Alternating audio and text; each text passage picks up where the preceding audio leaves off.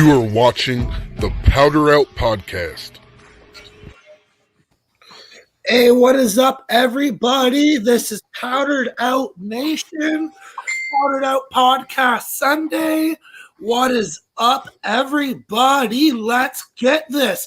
My main man to the left is named Lantho, motherfuckers. Let's get this. What's going on, Powdered Out Nation? Today we will have our guest coming on here in just a couple minutes. We'll have from the UWE Gatekeeper. He is a rival and competitor coming up at Marshall Brawl on the 18th this month. He's going against the guy that we had on the podcast 2 weeks ago, Rick Wildly. He should be getting on here soon. What's going on with you, Michael Bolton? What's been going on? Parenting life. Watching wrestling. Just everything that a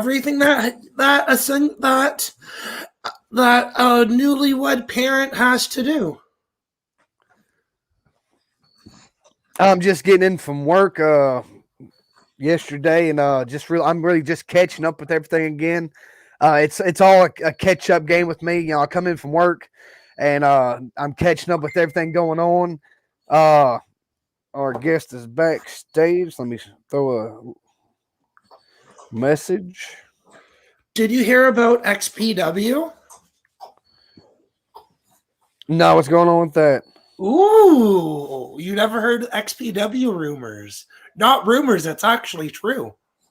It's so good that my 15-year-old self is getting a boner. Like, if you can put being gay or transgendered, if you can put wrestling fan as a sexuality, I would put hardcore wrestling XPW fan, because goddamn XPW gives me. Oh, at least I can hear you. What's going on, Bob?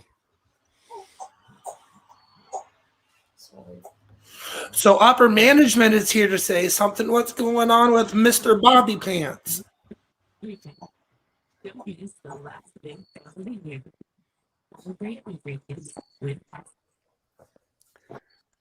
All right, Mr. Gatekeeper, what is going on? Thank you for joining us today. Thank you for having me. All right. I am Landfill. This is co-host over here, Michael Bolton. Hey, and this is the Powder Out Podcast.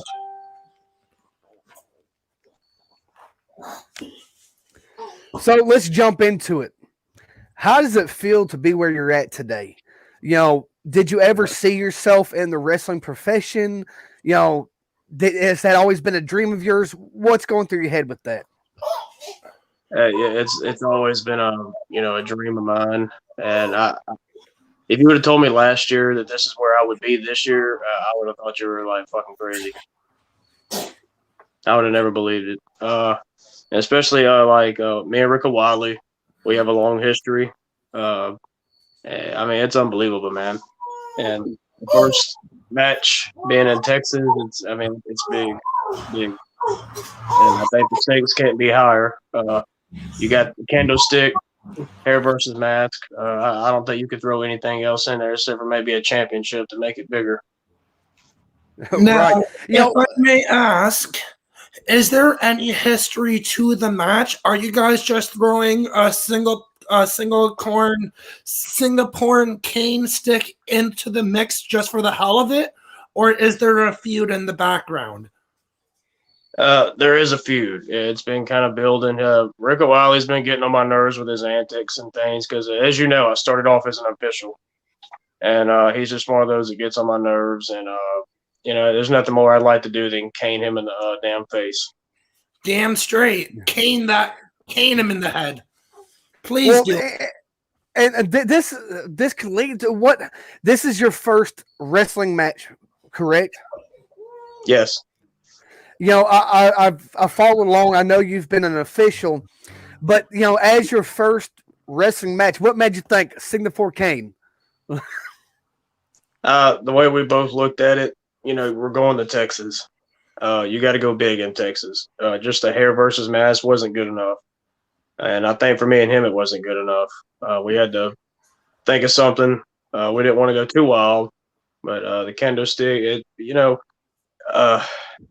it's one of those matches you don't see a whole lot nowadays. And a matter of fact, I don't even remember the last one I seen. But then again, really, as much as I love wrestling, I don't watch a whole lot of wrestling. Yeah, I've been like that for the past year or so.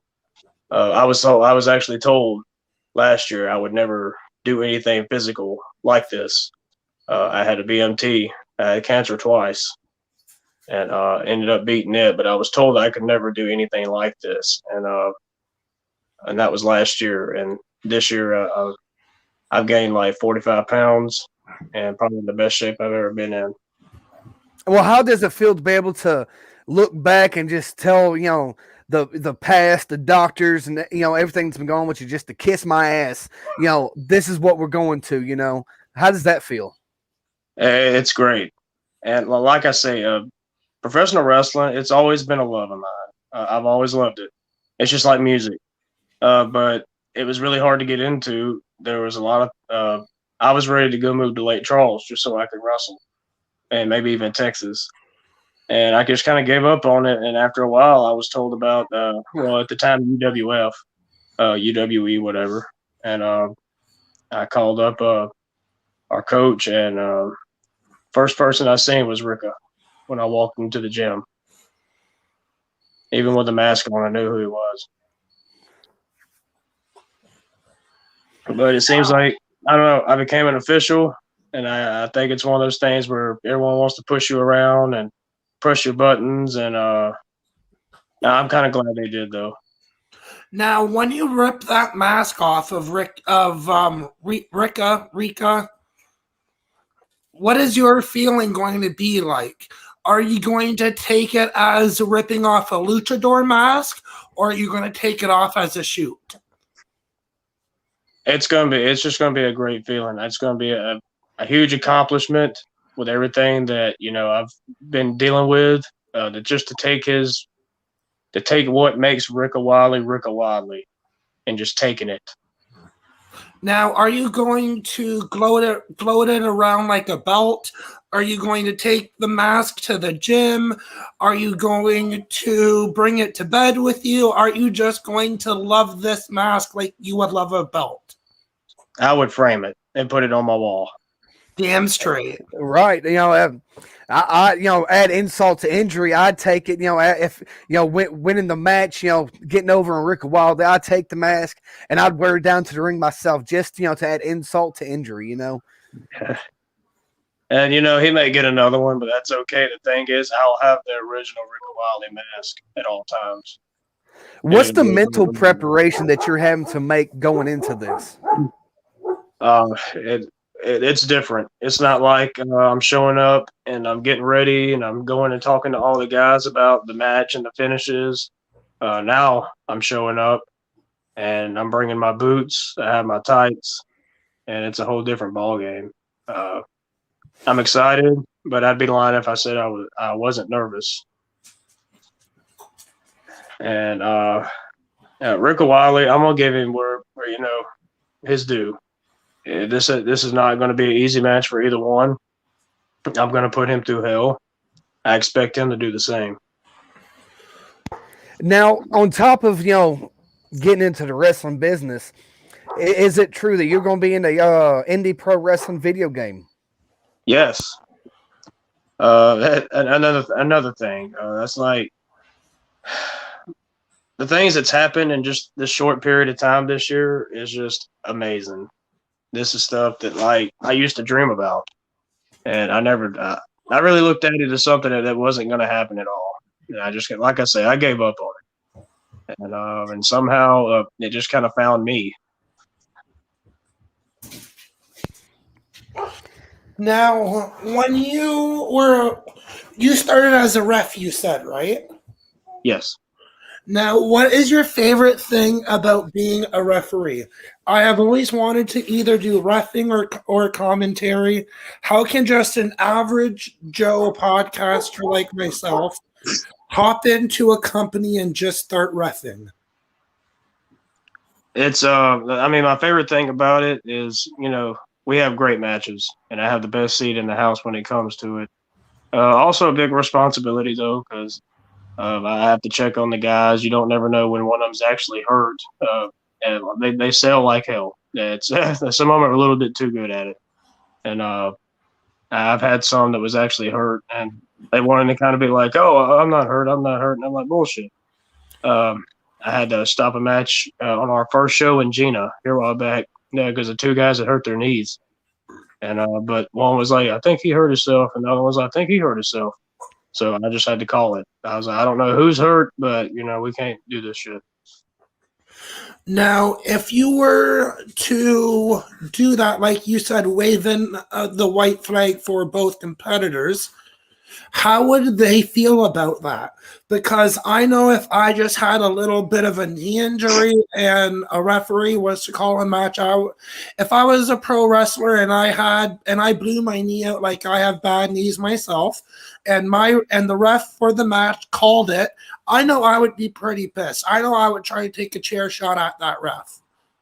Yeah, it's actually really that's my thing too. You don't want to piss the competitors off if they still want to go, but they swore to me when they were training me. When somebody is hurt, in the match, you do what you have to do.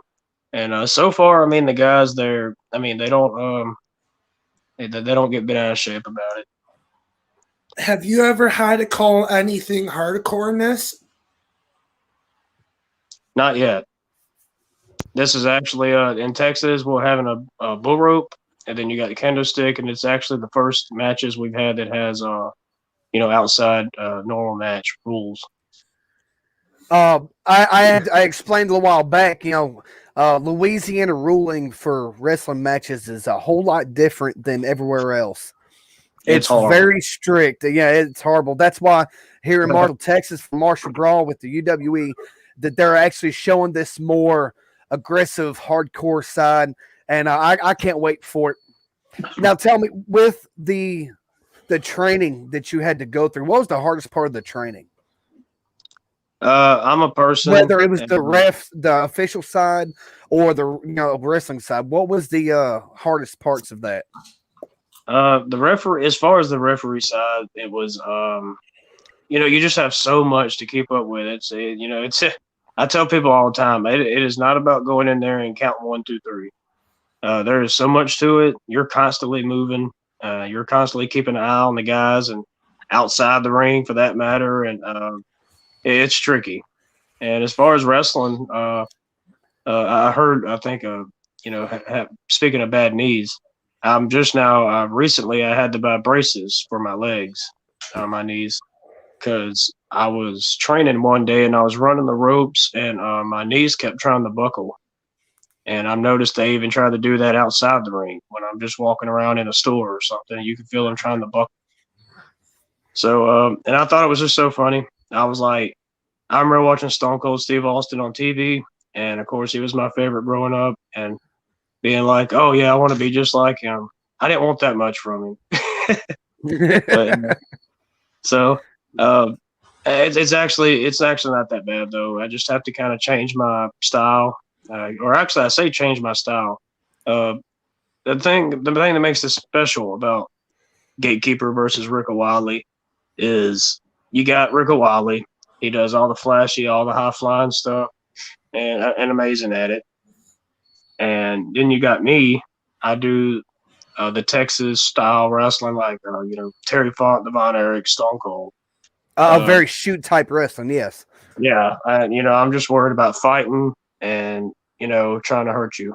So now I have a couple referee questions, if that's okay. That's fine. Have you ever had to tell someone you're losing a match tonight, or what happens? Like, have you ever got told you have to fuck this person over? This person has to go under.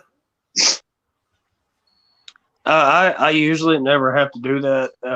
The powers that be in UWE, they're the ones that decide that, and they actually come up to me and whoever is in the match, and we go over everything that's going to happen. So I usually don't have to deliver that news.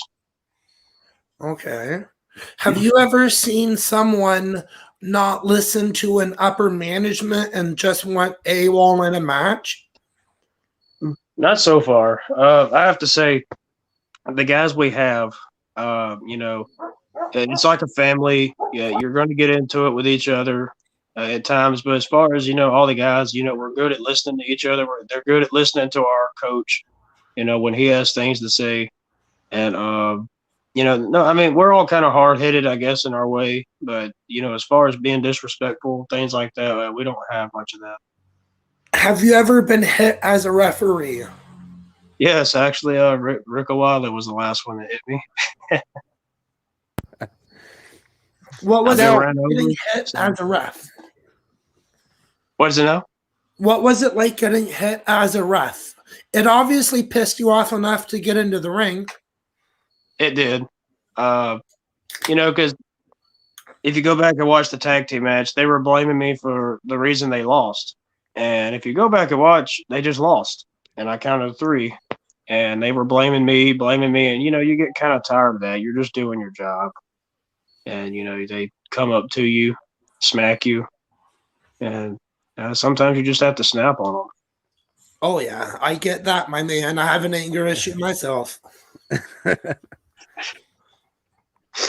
What would be a think outside the box with this one? Whether it's independent wrestling or mainstream or televised, whatever, any wrestler that you can think of, what would be a dream match for you? Brian Danielson. Even though our styles would be, it would be Brian Danielson. Our styles are completely different, but I've always been a fan of his work. I don't plan on limiting to my abilities. One day I hope I'm on his level. Maybe one day. Now, when you say that, what era of Daniel Bryanson? WWE, ROH, the American Dragon? Because different eras, different Daniel Bryanson. I would have to say maybe the Ring of Honor, or when he won the World Heavyweight Championship in that WrestleMania at New Orleans. To me, I thought he was on top of his game at that time. His Benoit style years. Yes. He's one of those that, throw caution to the wind, use his body as his weapon, balls to the walls kind of style. And that's what I like about him. That's how I'd see if me getting in the ring, that's how I want to be, just to push the limit each and every time. Where do you see yourself in 5 years? I'm still kicking. I've told a lot of people. And in 5 years. I told my coach too.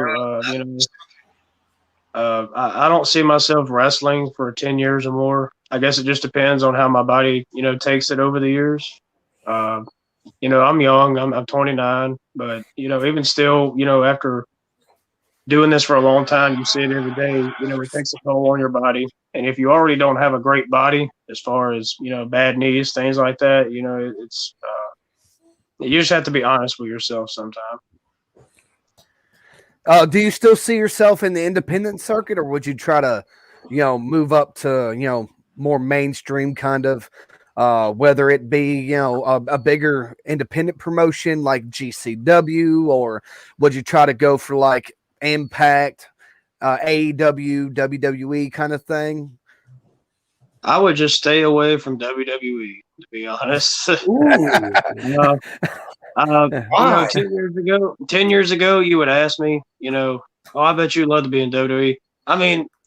Don't get me wrong. If I got the call and somebody offered me a contract, it would mean a lot, But, growing up when I was a kid, I had all these influences. I had, Stone Cold, I had Eddie Guerrero, Randy Orton, Bryan Danielson even, and, even the old cats like Terry Funk and all that. There were so many influences. And nowadays, I just don't see a whole lot of, people that, when I watch WWE, it's not like, oh, they make me really want to do this. And I just don't see that factor in a lot of them. I agree with that. Just sitting here, I'm not even affiliated with WWE, but I feel like I'm gonna get a letter from Vince McMahon telling me to good luck in my future endeavors. Yeah. My wife has And I a really hate to do question. it like that. Mm-hmm. Have you ever made an unfair decision for professionalism? Like, have you ever personal favoritism? Have you ever made an unfair decision for personal relations? I have made an unfair decision. The first match we did in Gina, Punk Sinister, Xavier Storms was having a light heavyweight championship match. Xavier Storms had his leg on the rope. I didn't see it, and I counted 3. Punk Sinister won the light heavyweight championship. Now, did you get told to count to the 3, or was that your mistake? Like, how far in a ring can you go as your say? I mean, there's only like I was told to do that. You know, I don't ever try to like. I guess you'd say abuse my power. I know I got it, but out of respect for the competitors and the guys in the back watching and making sure we do the show, I try not to do that. So is wrestling really an art then? Or is wrestling you get told what to do when you do it? Because if that's how it is, then pro wrestling isn't an art form. I'd say it is in a sense. There's a lot of times we get told, just go out there and have a good match. Y'all know what to do. It's like they kind of put it in our hands because they know that they know that we know what to do out there. And sometimes I think they just try to just see how good we are to wing it. Because now that we're not, we don't plan our matches anymore. When we do shows, every match is everything that happens in that match is not planned. Okay. That's why it will always be an art form to me, because granted, they give you, correct me if I'm wrong, they give you a direction to go, but everything in between, you just got to go with. You got to depend on your in-ring ability, your chemistry with everybody else. You got to try to read people. It's not just about all right, I got to follow a script. It's about how, what are we going to do to get from the time the match starts to the time ends and not screw this up and make the best show possible. Exactly. We before our last show, we had a meeting, and that's what it was about. It was like he had asked us, what makes a professional a wrestler? What is a professional wrestler? And it was, who a professional wrestler could go in and be booked against anybody, not having a plan at all, but go out there and do a show and have a great match without rehearsing. So that is like the mentality. Even the show in Texas, there's no rehearsing. We don't know what's going to happen. And wait, doesn't that cause injuries? If you don't know what's going to happen going into a Singapore cane match, that's kind of a bad idea. In just my opinion,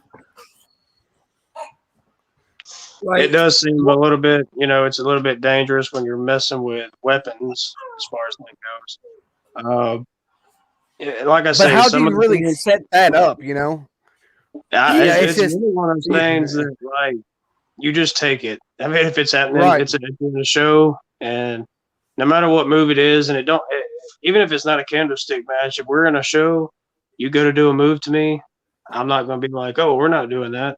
I'm going to take whatever you give me. Okay, but like, say if you were going into a death match, wouldn't you want to talk about every little death, ultra violent spot you're going to take? I would have to say an ultra violent match. Yeah, I would want to talk about a lot of things. See, that's what I mean. That's the concept that you got to look at with that.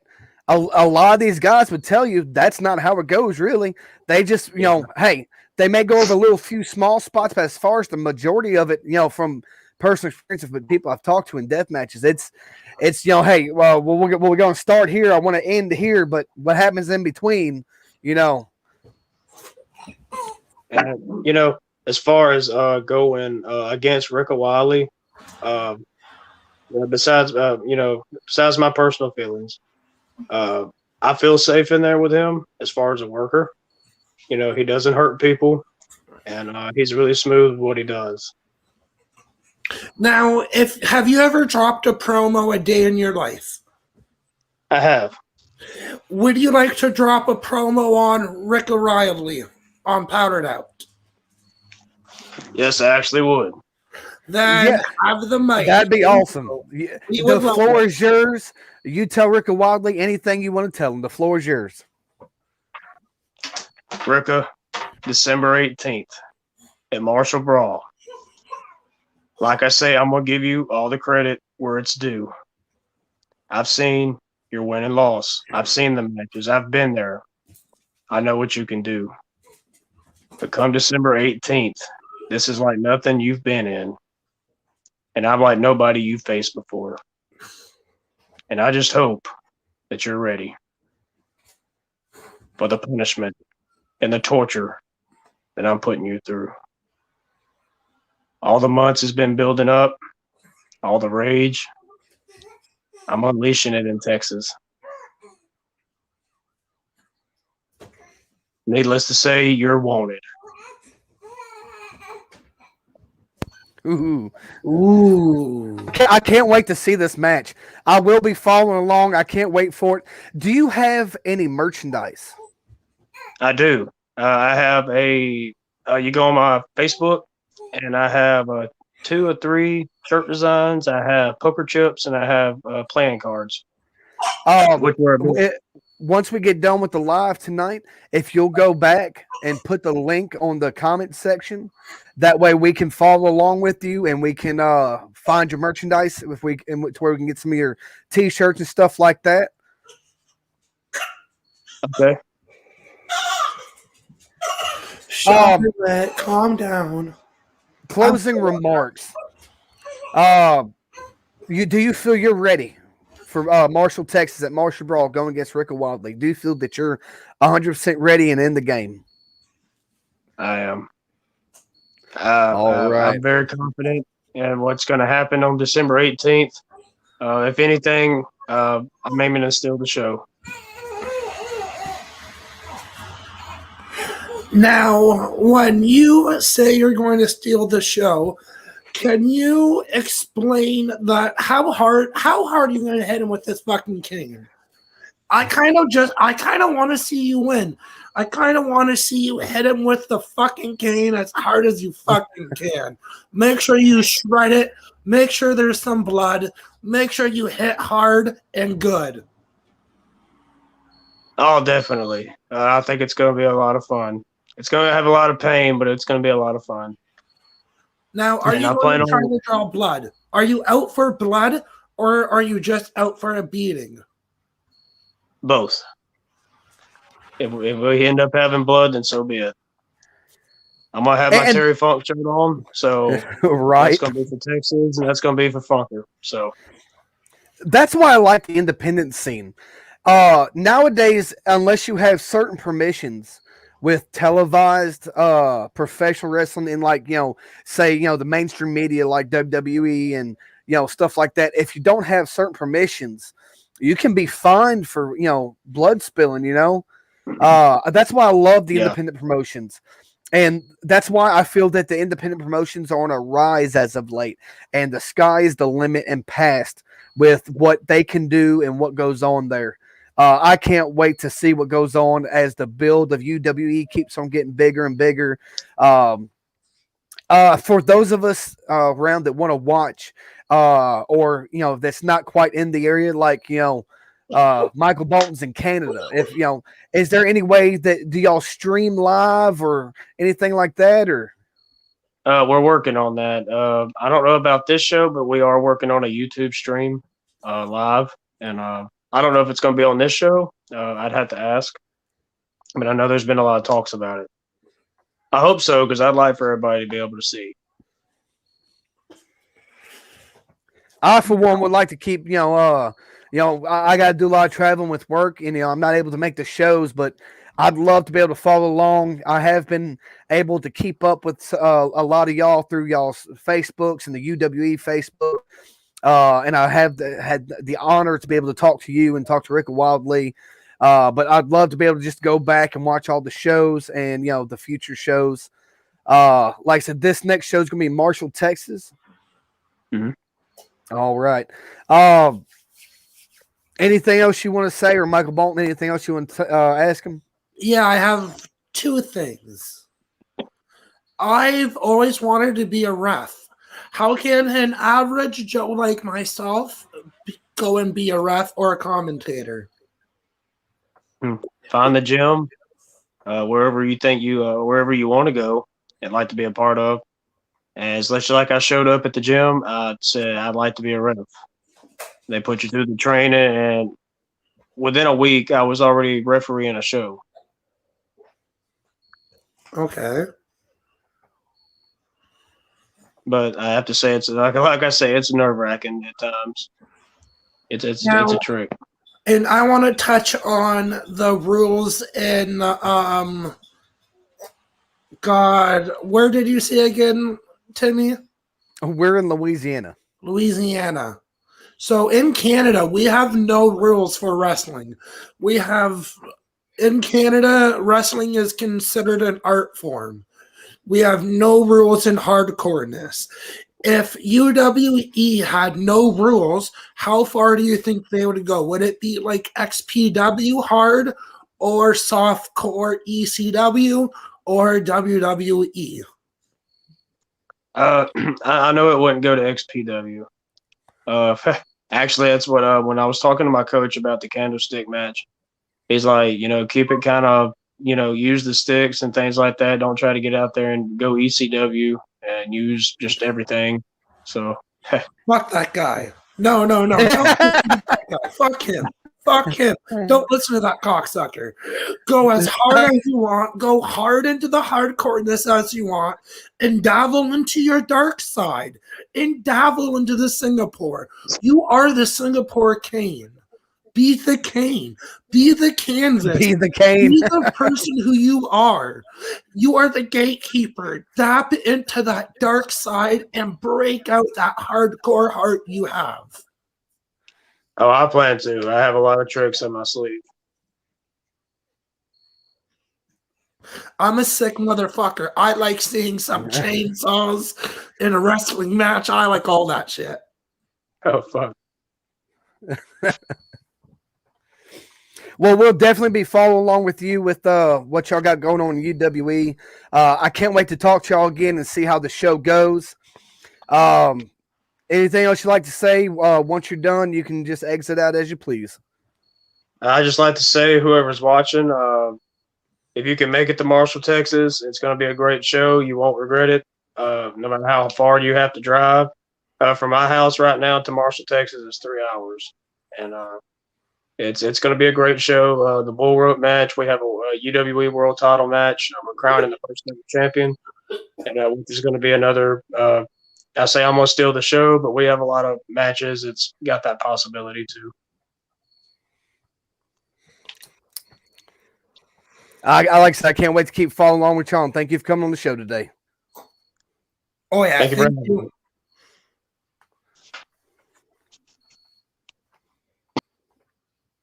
Now, that was Gatekeeper from the UWE. He had to get, we had to make it quick with him tonight. He had some other things he had to get done. But I'd like to thank him once again for coming on the show. And I can't wait to see what goes on with UWE and all the wrestlers that they have there as they build this promotion up. They got some title match coming up. They got more people getting involved. They got a bunch of people from the UWE right now scheduled to be in an indie pro wrestling video game.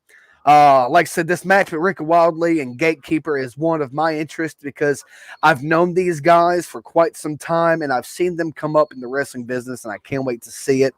So anyways, to our business here at the Powered Up Podcast, what's going on in the wrestling world, Michael Bolton? XP fucking W. The best hardcore deathmatch promotion known to man. Let's talk about some XPW. Well, what's going on with XPW? You keep mentioning XPW. What's going on with XPW? It's bad. What makes them so hot right now? They had their first Rebirth pay-per-view last week, and it was fire. So many deathmatch spots. It's not as good as back when they started. Now I have to say it's pretty soft core compared to old school XPW, but they have to keep step it up a notch to go back to what they were used to. Well, as far as what I would say, I would really tell people to really keep an eye on GCW right now. I think this promotion is really going to take over. They've with the style that they have, they're like a deathmatch style as well. They got a lot of big names coming in as well to GCW. They got a big show coming up. They had a show yesterday. They got another big show coming up with a couple big names. A guy from GCW, Matt Cardona, he just made his debut over in NWA. Fuck Matt Cardona. Fuck Zach Wilde. Fuck him. He's an asshole. He made an appearance in NWA, and he made a statement that he's going after the world champion there. So, wait and see what happens with that, as well as coming up on the 11th. During that death match, Nick Gage should have killed Matt Cardona. And I'm saying that right now. I don't give a flying fuck upper management. Nick Gage should have killed Matt Cardona in the GCW ring. Matt Cardona is not the king of deathmatch. Nick fucking Gage is. Fuck him. Well, I'd agree with that. I don't think Matt Cardona is the king of deathmatch because that's what he was talking about when he got over there at NWA, that he's the king of deathmatch. I don't see that.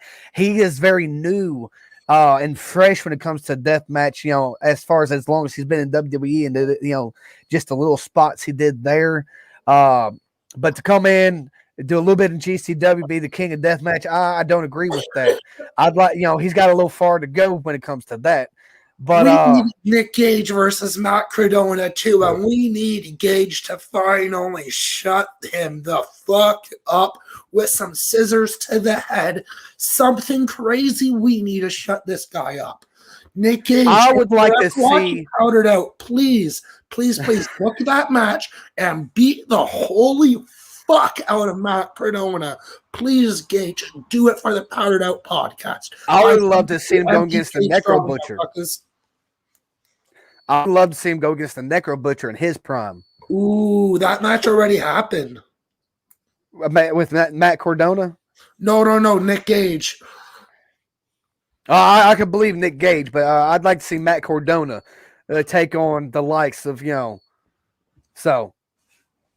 As well, I would like to, once it happens coming up soon, Ring of Honor Final Battle.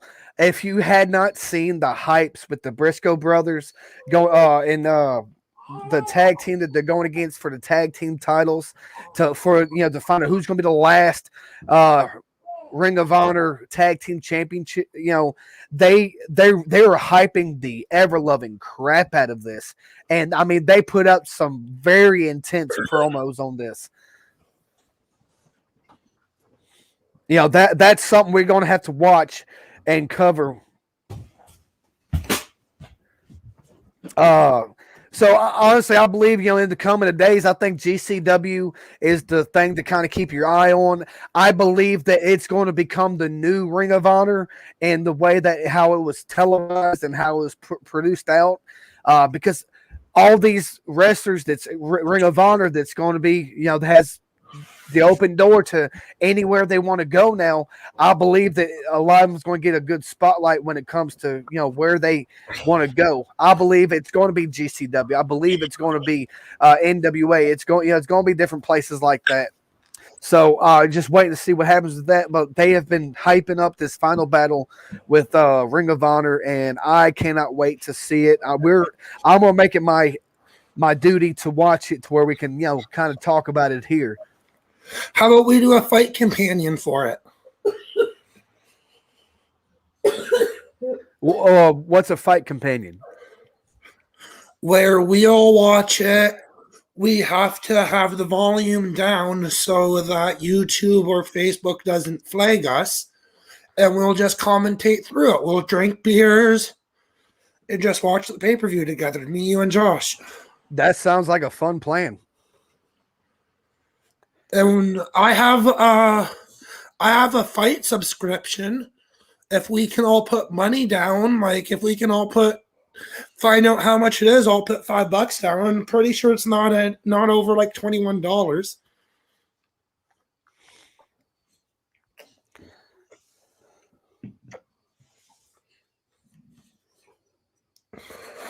Did you catch anything from NXT War Games? When was it? Let's see.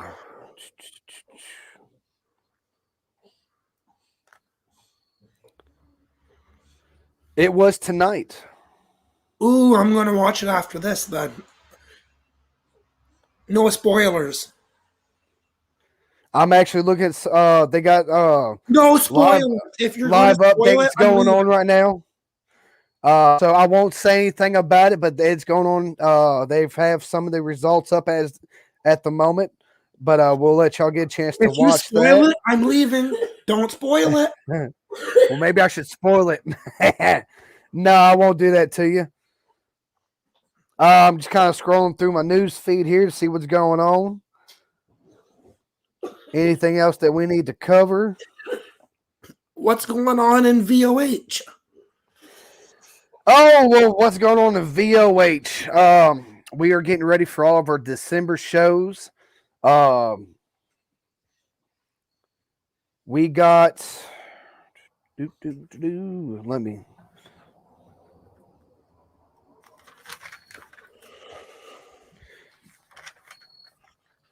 The Catalyst show is going to be on the 26th. The main show is going to be on the 18th, and the Inferno show is going to be on the 27th. I will be competing on the main show as the King of Promos champion.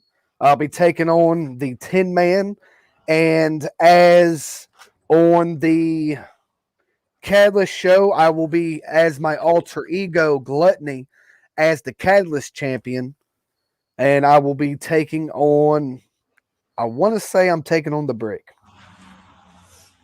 Fuck him. Wait, Be nice. Can't see any of that. Oops, my bad. You dropped too many F-bombs. I'm gonna have to put a little beeper on you every time you go to F-bomb. I'm gonna beep you. Why does fuck bother you?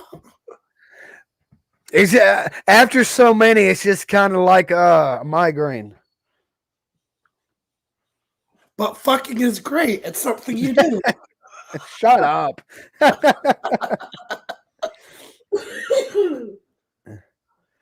As far as everything else in this week of wrestling, did you catch that off the top rope spot that Cody Rhodes did and burnt the crap out of his back? Yeah, it was fucking awesome. That was pretty cool. The move could have went out a little better, the positioning of the table, but as far as it goes, that was a great spot. I'm always a big fan of flaming tables, but when he went down, he stayed a little too long on that table, and he got pretty burnt. Wait. There was an actual fire table spot on Dynamite? Yeah. I never watched Dynamite. I can't remember. I want to say it was probably Dynamite, but they came out. He had a match. They went to the top ropes. He was about to do some kind of suplex off the top. Well, Brandy comes out, lights the table on fire, and they go through it. Why did Brandy light it on fire? What? Well, she was at Brandy Rhodes came out as they were up on top of the top ropes, doused it down with lighter fluid, and set it on fire. So are they breaking up? No, she was helping him, but he caught the worst end of the bump. Oh, when he did the move, him and the guy landed on the table, but he rolled out. Cody was stuck on the table. Oh shit! I'm trying to see if I can find a picture of his back to where I can show you right fast. Now I want to talk a little about No Ring North. What is this? No Ring North. No Ring North is a promotion in Ontario, in Canada. Get this, Timmy. No Ring, they go to bars and fuck shit up. It's fucking mayhem. They go to a bar and they just wrestle. No ring, weapons, barbed wire, everything. No ring, they just fuck shit up and have a bar fight the whole event. So it's just a bunch of unsanctioned bar fights, huh? Yeah.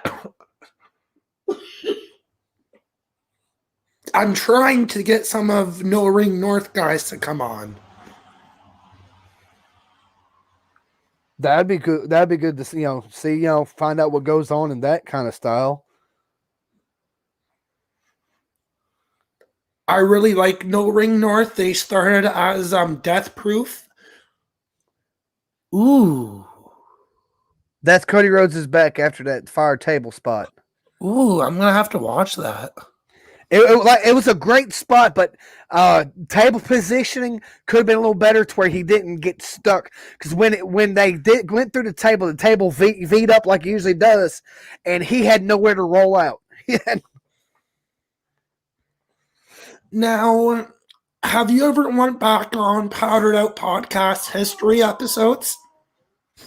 I have not. I caught a few before I took over on the anchor position, and just from here on out. If you ever look at Mount Rushmore episode, there's a guest on it. He's a good friend of mine. His name is Bill Chase. He went through a flaming table once that I seen. He's not a professional wrestler or anything. He's a commentator that just got had a bad beef with the wrestler in his promotion. I don't know what happened with their beef, but all I know is I saw my friend Bill get put through a flaming table, and it was fucking awesome. Have you ever went through a flaming table? Have you ever went through a flaming